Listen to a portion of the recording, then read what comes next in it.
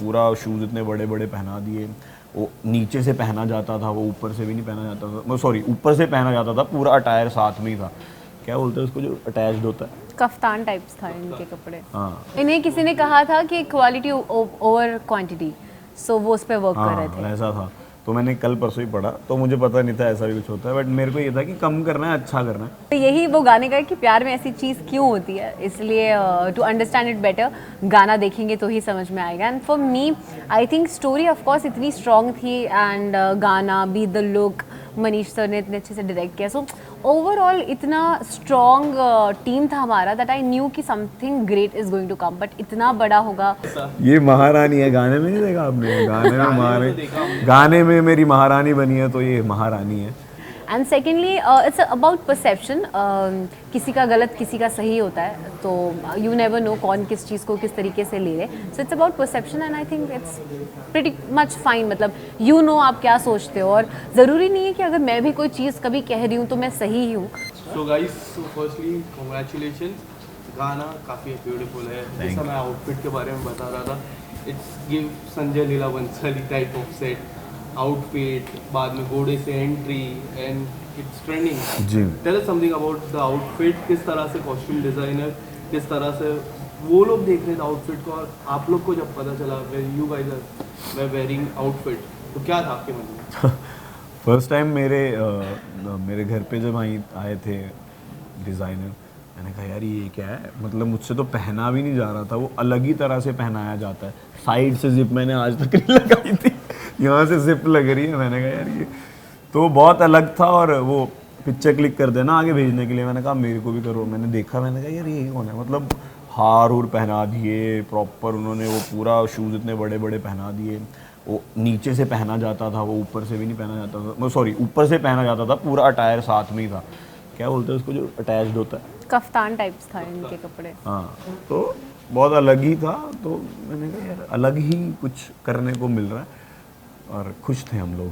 आयशा, आपसे जानना चाहूँगा सबसे बड़ा क्या था इस प्रोजेक्ट में, क्योंकि ये जो प्रोजेक्ट था इट्स नॉट अ सॉन्ग, पूरी तरह से पिक्चराइज करके दिखाया गया था। क्लाइमैक्स सबसे ज़्यादा स्ट्रॉन्ग है, जो मुझे लगा कि किस तरह का क्लाइमैक्स नहीं होना चाहिए था, कि इससे कुछ बेहतर हो सकता था, या फिर इस तरह का क्लाइमैक्स भी चलता है, लोगों को इस तरह का क्लाइमैक्स। प्यार में ऐसी चीज़ें कहाँ होती है जो हमें चाहिए होती है, सो इट्स लाइक दैट। ये सॉन्ग ही प्यार और क्यों होती है एग्जैक्टली, सो यही वो गाने का है कि प्यार में ऐसी चीज़ क्यों होती है, इसलिए टू अंडरस्टैंड इट बेटर गाना देखेंगे तो ही समझ में आएगा। And for me I think story of course इतनी स्ट्रॉन्ग थी, एंड गाना be the look, Manish sir ने इतने अच्छे से डायरेक्ट किया, सो ओवरऑल इतना स्ट्रॉन्ग टीम था हमारा दैट आई न्यू कि something great is going to come, but इतना बड़ा होगा और इतना प्यारा रिस्पॉन्स मिलेगा ये ऑफ कोर्स हमने नहीं सोचा था, सो वेरी ग्रेटफुल।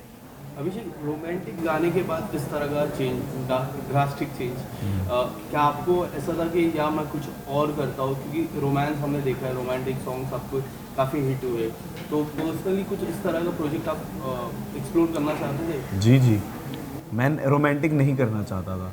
क्यों? मैं लवर, क्योंकि वो बहुत कर लिए थे, मैं भी वो उस जोन में था कि यार कि कम करो बट अच्छा करो।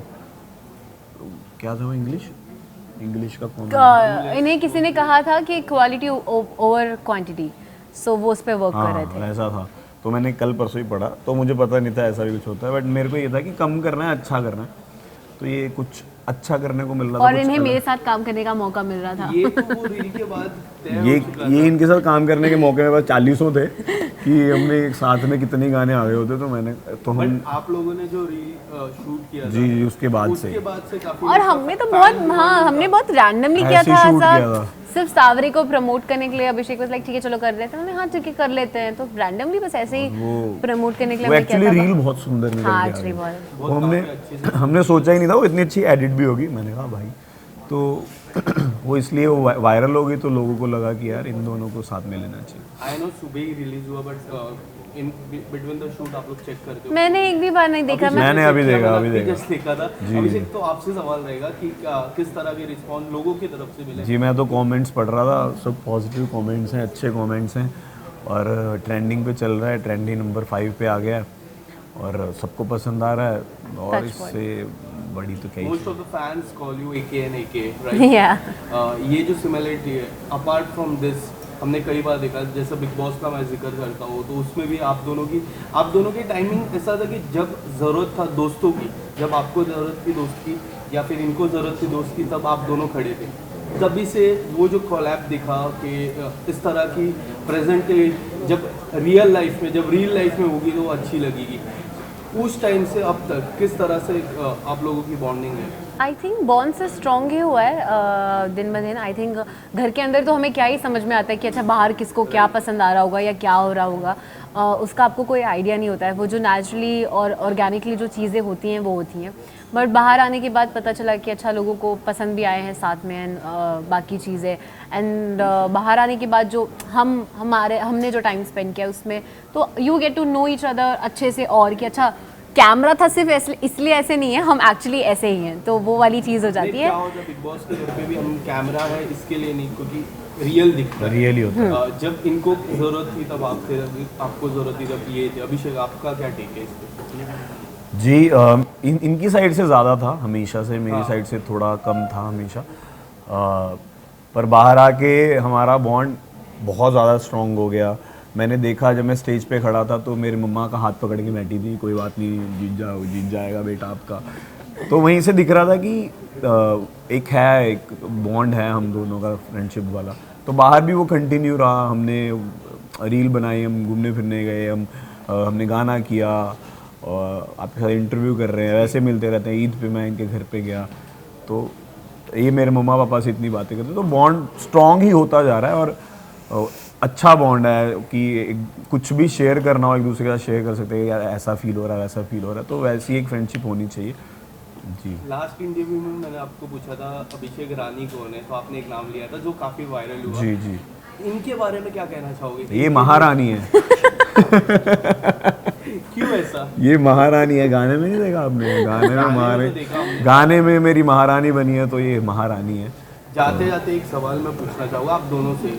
जैसे सेलिब्रिटीज रहता है, when we talk about something, कोई पर्टिकुलर टॉपिक के बारे में हम इंटरव्यू में बात कर लेते हैं, सोशल मीडिया से कुछ और तरीके से निकलती है वो टॉपिक और उसकी काफ़ी सारी रील्स बन जाती है। As a celebrity when you see that reel, so आपके मन में क्या चलते हैं? आयशा, आपसे ये सवाल। Firstly, I would say I don't look at myself as a celebrity. I've not done anything in my life that I'm a celebrity. I'm just working hard to achieve my dreams. Inshallah, एक stage आएगा जब I will own it कि yeah, okay, now I am a celeb or I'm a star or whatever. I don't feel that I'm there yet. And secondly, it's about perception.